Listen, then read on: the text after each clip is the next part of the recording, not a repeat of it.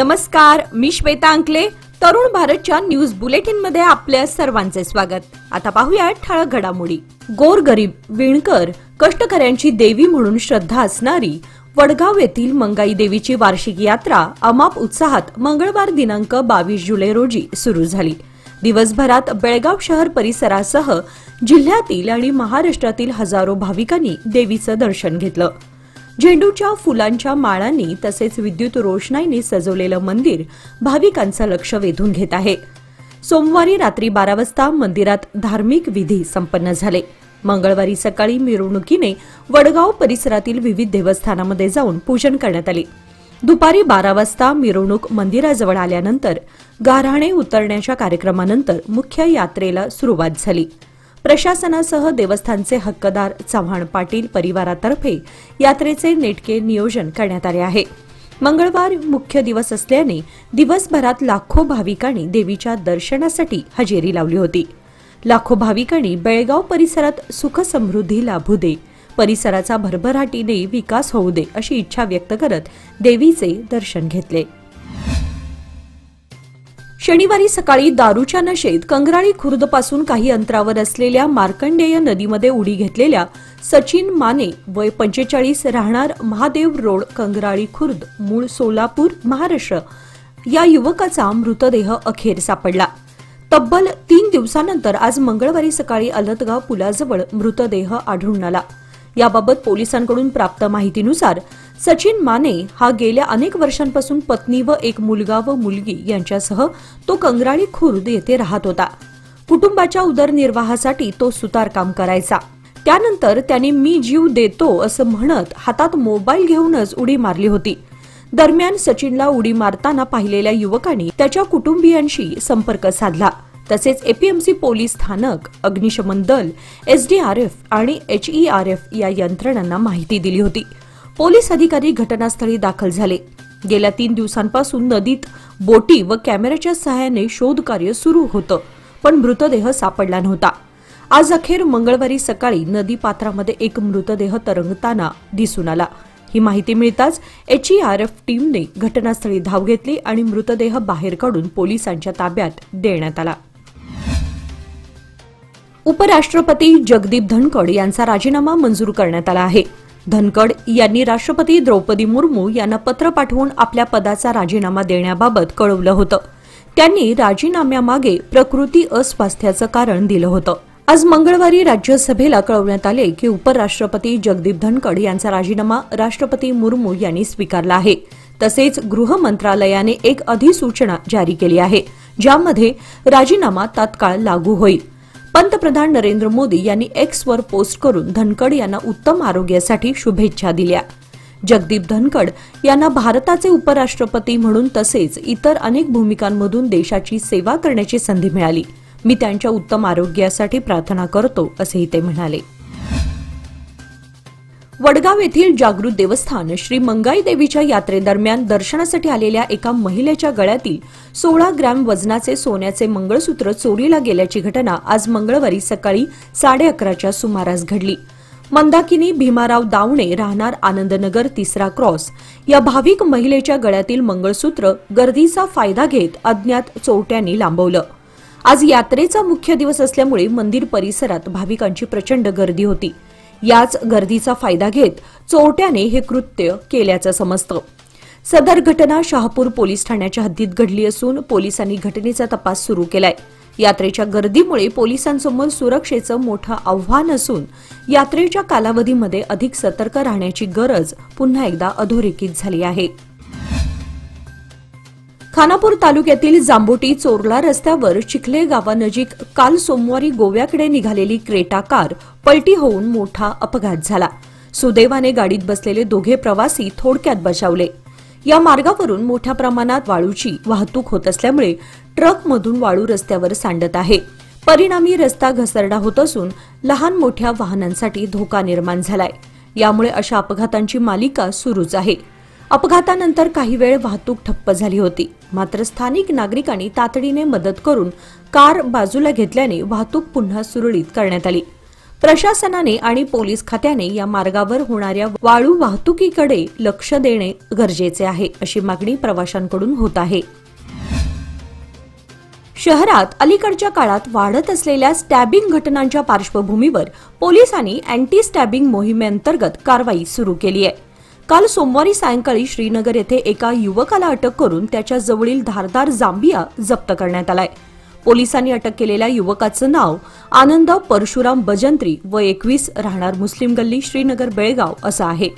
अलीकडे शहरात चाकूने वार करण्याच्या अथवा भोसकण्याच्या वाढलेल्या घटनांना पायबंद घालण्यासाठी शहर पोलीस आयुक्त भूषण बोरसे यांनी पोलिसांच्या अँटी स्टॅबिंग स्क्वॉड कार्यरत केला आहे. कायदा सुव्यवस्थेसह समाजातील शांती बिघडू नये यासाठी या स्क्वॉडकडून सार्वजनिक ठिकाणी संशयास्पद व्यक्तींना अडवून चौकशी करून त्यांची झडती घेतली जात आहे. केएलई हॉस्पिटलने आधुनिक तंत्रज्ञानाचा स्वीकार करत मोठा निर्णय घेतलाय. आता या दवाखान्यात उपचारासाठी येणाऱ्या रुग्णांना कोणत्याही प्रकारचे कागदपत्र घेऊन यावे लागणार नाही. सर्व वैद्यकीय सेवा आणि माहिती डिजिटल स्वरूपात ऑनलाईन उपलब्ध करून देण्यात येणार आहे. पत्रकार परिषदेमध्ये याची माहिती देताना हॉस्पिटल प्रशासनाने सांगितले की उपचाराशी संबंधित सर्व नोंदी, अहवाल, तपासण्या, औषधोपचार व बिलिंग प्रणाली आता पूर्णपणे पेपरलेस असणार आहे. केएलई हॉस्पिटल हे कर्नाटकातील पहिलं हॉस्पिटल आहे जे संपूर्णपणे पेपरलेस प्रणालीत प्रवेश करत आहे. त्यामुळे रुग्णांचा वेळ आणि कागदांची झंझट वाचणार आहे. तसेच वैद्यकीय सेवांमध्ये पारदर्शकता आणि कार्यक्षमता वाढणार आहे. हा निर्णय पर्यावरणपूरक असून डिजिटल हेल्थ केअरच्या दिशेने टाकलेलं महत्वाचं पाऊल आहे, असंही वैद्यकीय संचालक कर्नल बी दयानंद यांनी यावेळी स्पष्ट केलं. यावेळी डॉक्टर माधव प्रभू, प्रेस्टो कंपनीचे सीईओ विक्रम धोत्रे उपस्थित होते.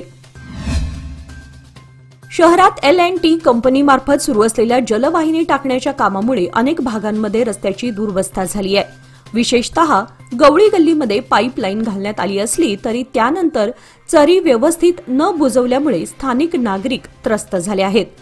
या अरुंद रस्त्यावर खोदकाम केल्यानंतर माती व्यवस्थित भरली गेली नाही. त्यामुळे रस्त्यावर खड्डे तयार झाले असून वाहतूक आणि पादचारी मार्गात अडथळा निर्माण होत आहे.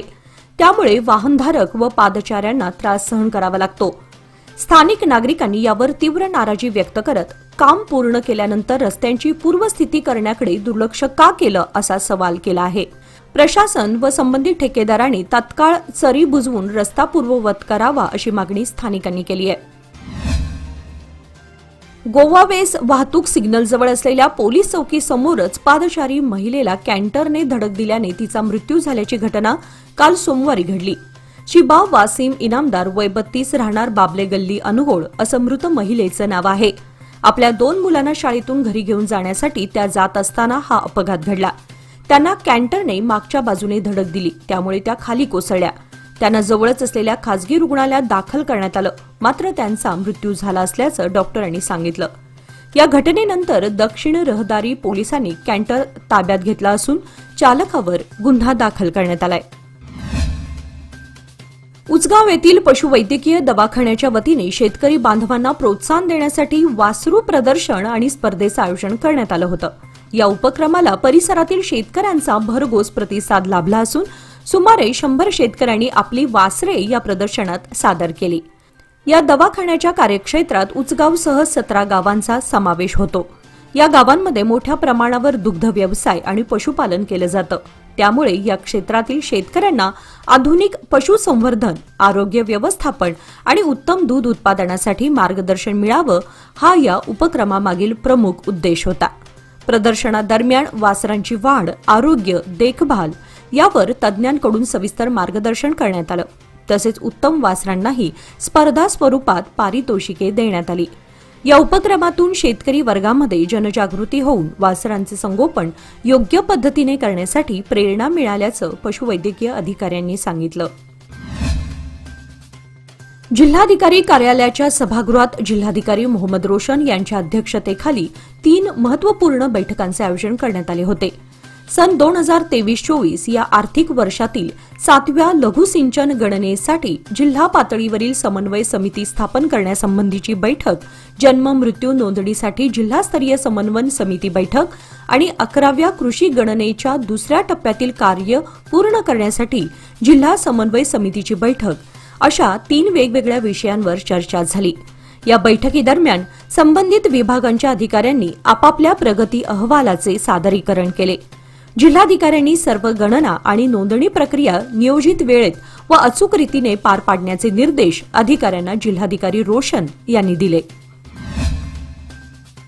शहरातील क्लब रोडवर दुचाकी आणि कार यांच्यात समोरासमोर धडक होऊन झालेल्या अपघातात एक युवक गंभीर जखमी झाला। विशेष म्हणजे काही क्षणात घटनास्थळी दाखल झालेल्या पोलीस आयुक्त भूषण बोरसे यांनी स्वतः पुढाकार घेत जखमी युवकाला आपल्या अधिकृत वाहनातून जिल्हा रुग्णालयात दाखल करत मानवी संवेदनांचा प्रत्यय दिला। गणेशपूर येथील रहिवासी प्रणोष सुरणगी हे आपल्या घरातून कंगराळी गावाकडे जात असताना क्लब रोड येथे हा अपघात झाला। धडकेमुळे त्यांच्या पायाला गंभीर जखम झाली। घटनेची माहिती मिळताच पोलीस आयुक्त बोरसे काही क्षणातच घटनास्थळी दाखल झाले आणि कोणताही विलंब न करता स्वतःच्या शासकीय वाहनातून जखमी तरुणाला रुग्णालयात दाखल करून उपचार सुरू केले। त्यांच्या या तत्पर आणि मानवी दृष्टिकोनातून केलेल्या कृतीचे नागरिकांमधून सर्वत्र कौतुक होत आहे। या अपघाताची नोंद एपीएमसी पोलीस ठाण्यात करण्यात आली असून पुढील तपास सुरू आहे। या मान्सून मध्ये मिळवा सुरक्षित साथ, कमी कालावधीत उत्तम व्याज। सादर आहे लोक मान्सून ठेव योजना। मिळवा 500 दिवसांच्या ठेवीवर 10.25% व्याज। ज्येष्ठ नागरिकांसाठी 0.50% अधिक व्याज। अधिक माहितीसाठी आमच्या नजीकच्या शाखेला भेट द्या किंवा कॉल करा 1800-212-4050। लोकमान्य, प्रत्येक पावलावर तुमच्या सोबत। योजना फक्त सभासदांकरिता, नियम व अटी लागू।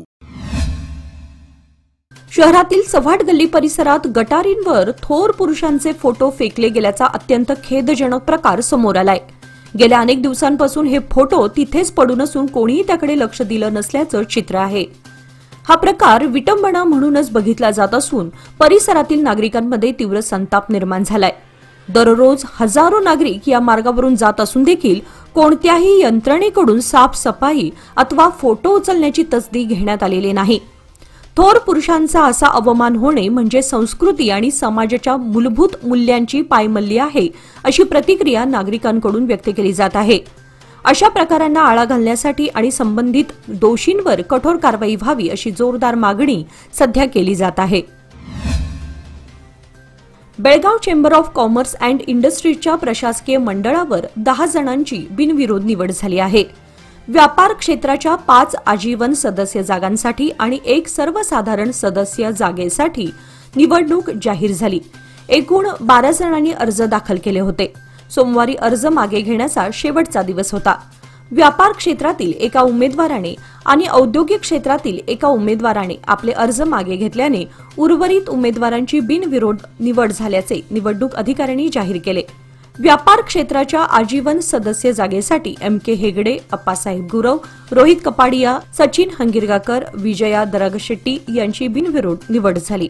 औद्योगिक क्षेत्राच्या आजीवन सदस्य जागेसाठी दयानंद नेतळकर, सचिन सबनीस, विनीत हरकुणी यांची बिनविरोध निवड झाली।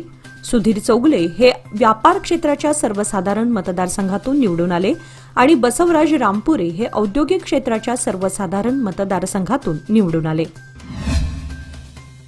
शहरातील आंबेडकर नगर परिसरातील रस्त्यांवर मोठ्या खड्ड्यांमुळे नागरिकांचे हाल सुरू आहेत। विशेषतः पावसाळ्याच्या पार्श्वभूमीवर या खड्ड्यांमध्ये पाणी साचत असल्यामुळे अपघात होण्याचे प्रमाण वाढले। रस्त्यावरून जाणाऱ्या दुचाकीस्वारांना पाण्यात लपलेले खड्डे लक्षात न आल्यामुळे घसरून पडण्याचे प्रकार घडत आहेत। अनेक ठिकाणी वाहने बिघडण्याची आणि नागरिक जखमी होण्याची घटना घडली आहे। स्थानिकांनी याबाबत महापालिकेकडे वारंवार तक्रारी केल्या असल्या तरी आजपर्यंत कोणतीही ठोस कारवाई करण्यात आलेली नाही, अशी तक्रार आहे। रस्ता डागडुजी किंवा खड्डे बुजवण्याचे काम तातडीने करावे अशी मागणी संतप्त नागरिकांनी केली आहे। कर्नाटक राज्य हौशी जुडो संघटनेच्या आश्रयाखाली आणि बेळगाव जिल्हा हौशी जुडो संघटनेच्या वतीने 25 ते 27 जुलै 2025 या कालावधीत पहिली खुली राज्यस्तरीय जुडो अजिंक्यपद स्पर्धा बेळगावमध्ये आयोजित करण्यात आली आहे। ही स्पर्धा कॉलेज रोडवरील गांधी भवन येथे होणार असून त्यामध्ये राज्यभरातील विविध जिल्ह्यातील खेळाडू सहभागी होणार आहेत, अशी माहिती ज्युडो प्रशिक्षिका रोहिणी पाटील यांनी पत्रकार परिषदेत दिली. राज्य ज्युडो संघटनेचा मोठा पाठिंबा मिळत असून त्यांचा पाठिंबा आणि सहकार्यामुळेच बेळगावच्या इतिहासात पहिल्यांदाच इतक्या मोठ्या राज्यस्तरीय ज्युडो स्पर्धेचे आयोजन केले जात आहे. संत शिरोमणी श्री नामदेव महाराज यांच्या समाधी सोहळ्यानिमित्त उद्या बुधवार दिनांक 23 जुलै रोजी सायंकाळी 7 ते 9 या वेळेमध्ये वडगाव येथील श्री विठ्ठल मंदिरात कीर्तनाचा कार्यक्रम आयोजित करण्यात आला आहे. या कीर्तन सेवेचे निरूपण श्री ज्ञानेश्वर महाराज काकडे करणार असून परिसरातील सर्व भाविकांनी वेळेवर उपस्थित राहून कीर्तनाचा लाभ घ्यावा असे आवाहन आयोजकांनी केले आहे. कार्यक्रमाच्या आयोजनासाठी स्थानिक भाविक व मंडळ कार्यरत असून धार्मिक वातावरणात पार पडणाऱ्या या सोहळ्यास भाविकांनी मोठ्या संख्येने उपस्थित राहून भक्तिरसाचा अनुभव घ्यावा असे आयोजकांनी कळवलं आहे. श्री संत शिरोमणी नामदेव महाराज मंदिर खडेबाजार बेळगाव येथे त्यांच्या 675व्या संजीवन समाधी सोहळ्यानिमित्त विविध सांस्कृतिक आणि सामाजिक कार्यक्रमांचे आयोजन करण्यात आले आहे. आज मंगळवारी महिला मंडळाचा हळदी कुंकू समारंभ, लहान मुलांसाठी चित्रकला व निबंध स्पर्धा, महिलांसाठी पाककला, फॅन्सी ड्रेस व संगीत खुर्ची अशा विविध स्पर्धा घेण्यात आल्या. या स्पर्धातील विजेत्यांचा तसेच गुणवंत विद्यार्थ्यांचा सत्कार मान्यवरांच्या उपस्थितीत पार पडला. उद्या बुधवारी महाप्रसाद आणि भव्य दिंडी मिरवणुकीने सोहळ्याची सांगता होणार आहे. संपूर्ण निपाणी तालुक्यातील महसूल विभागाची जबाबदारी असणारे सर्कल कार्यालय सध्या भ्रष्टाचाराच्या कारणातून चांगलंच चर्चेत आलंय. येथील सर्कल अधिकारी पैशाशिवाय कामच करत नाहीत अशी तक्रार सर्वसामान्य शेतकरी व जनतेतून वाढत आहे. अशा या परिस्थितीत एजंटांना मात्र अर्थपूर्ण हित संबंधातून चांगलं जोपासलं जात आहे. निपाणी तालुक्यातील महत्त्वाचे असणारे हे कार्यालय सुविधा अभावी विविध समस्यांच्या विळख्यात सापडले आहे. असं असलं तरी समस्यांच्या विळख्यात सापडलेले हे कार्यालय भ्रष्टाचाराचा अड्डा म्हणून अधिक चर्चेत आहे. वरिष्ठ अधिकाऱ्यांनी याची गांभीर्याने दखल घेताना कठोर कारवाई करण्याची गरज व्यक्त होत आहे. खडकलाटमध्ये गेल्या 1 महिन्यापासून पाणी सोडण्यात आलेलं नाही. यामुळे संतप्त नागरिकांनी मोर्चा काढून ग्रामविकास अधिकारी, चिकोडी तालुका ग्रामीण पेयजल विभागाचे सहाय्यक कार्यकारी अभियंता, पाणी पुरवठ्याचे ठेकेदार, ग्रामपंचायत पदाधिकारी व संबंधित अधिकाऱ्यांवर पाणी पुरवठ्यात अक्षम्य निष्काळजीपणा केल्याबद्दल प्रश्नाचा भडीमार करून धारेवर धरले. वर्षभरात ज्या ज्या वेळी पाणी आलं नाही त्यावेळीची पाणीपट्टी रद्द करतो असं आश्वासन दिल्यानंतर आंदोलन मागे घेण्यात आले. विजापूर जिल्ह्यातील निडगुंदी तालुक्यातील वंदाळ गावातील बनशंकरी मंदिरात चोरट्याने आपली हातचलाखी दाखवली आहे. जॅकेट घालून आलेल्या या चोरट्याने मंदिराच्या गर्भगृहात प्रवेश करून देवीच्या मूर्तीवरील चांदीचे दागिने लंपास केले. तसेच देवीच्या गळ्यातील सोन्याचं मंगळसूत्र देखील चोरले. या चोरीमध्ये 2 लाख रुपये किमतीचे दागिने चोरट्याने लांबवले आहेत. सदर चोरीचे दृश्य मंदिरात लावलेल्या सीसीटीव्ही कॅमेऱ्यात कैद झालं आहे. सदर घटनेची नोंद निडगुंडी पोलीस ठाण्यामध्ये झाली आहे. सीसीटीव्हीच्या आधारे चोरट्याचा शोध पोलीस घेत आहेत. जलद आणि सुरक्षित डिजिटल पेमेंट क्षेत्रामध्ये भारताने जगात पहिलं स्थान मिळवलं आहे. आंतरराष्ट्रीय नाणेनिधीच्या अलीकडील अहवालानुसार युनिफाईड पेमेंट्स इंटरफेसमुळे भारताने डिजिटल व्यवहारांमध्ये हे स्थान मिळवलं आहे. 2016 मध्ये नॅशनल पेमेंट्स कॉर्पोरेशन ऑफ इंडियाने सुरू केलेले यूपीआय आज देशात पैशांचे व्यवहार करण्याचा सर्वात सोपा आणि लोकप्रिय मार्ग बनलाय. यूपीआयच्या मदतीने लोक त्यांचे अनेक बँक खाते एकाच मोबाईल ॲपशी लिंक करू शकतात आणि काही सेकंदात सुरक्षित कमी किमतीचे व्यवहार करू शकतात. आज भारतातील 85% डिजिटल पेमेंट यूपीआयद्वारे होत आहेत, जे 49.1 कोटी वापरकर्ते, 6.5 कोटी व्यावसायिक आणि 675 बँकांना एकाच व्यासपीठावर जोडते. इतकेच नाही तर यूपीआय आता जागतिक स्तरावर देखील सुमारे 50% रिअल टाइम डिजिटल पेमेंट हाताळत आहे.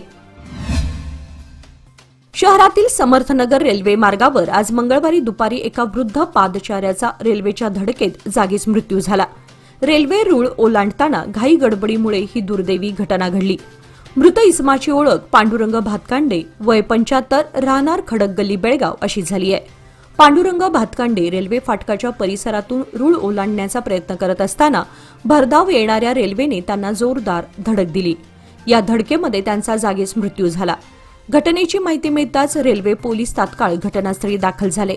त्यांनी मृतदेहाचा पंचनामा करून पुढील कार्यवाही सुरू केली. ही घटना बेळगाव रेल्वे पोलीस ठाण्याच्या हद्दीत घडली असून अधिक तपास सुरू आहे. याचबरोबर आजचे बातमीपत्र इथे संपले. अधिक माहिती आणि ताज्या घडामोडींसाठी पाहत रहा तरुण भारत न्यूज चॅनल. तसेच आमच्या चॅनलला लाईक, शेअर आणि सबस्क्राईब करायला विसरू नका. आणि विश्वासार्ह बातम्यांसाठी दररोज वाचा दैनिक तरुण भारत. धन्यवाद.